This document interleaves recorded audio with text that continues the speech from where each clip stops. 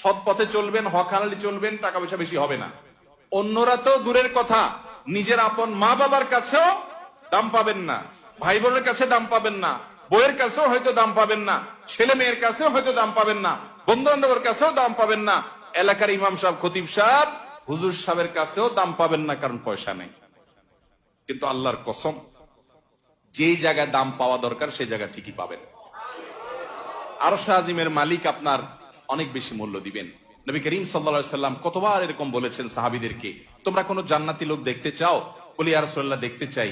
একটা লোক চলে যাচ্ছে সামনে দিয়ে, তিনি জিজ্ঞাসা করেছেন, এই লোকটা সম্পর্কে তোমাদের কি ধারণা?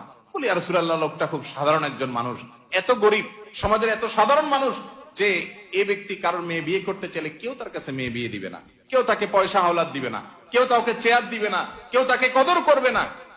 আরেক লোক আসছে, নবী করিম সাল্লাল্লাহু আলাইহি সাল্লাম বলেন, এর সম্পর্কে তোমাদের বক্তব্য কি, মূল্যায়ন কি? সাহাবীরা বলছেন, ইয়া রাসূলুল্লাহ, এই লোকটা যার মেয়ের বিয়ের অফার করবে, সবাই তার কাছে মেয়ে দিতে পারলে সৌভাগ্যবান মনে করবে, পয়সা আলা, ভাবসাবালা, সমাজে অবস্থানওয়ালা।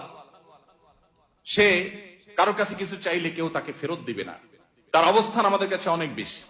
নবী করিম সাল্লাল্লাহু আলাইহি সাল্লাম প্রথম যে ব্যক্তি যাকে সমাজের মানুষ অনেক তুচ্ছ মনে করে, অনেক দুর্বল মনে করে, তার সম্পর্কে মূল্যায়ন করে তিনি বলেছেন, এই যে প্রথম লোকটা, দ্বিতীয়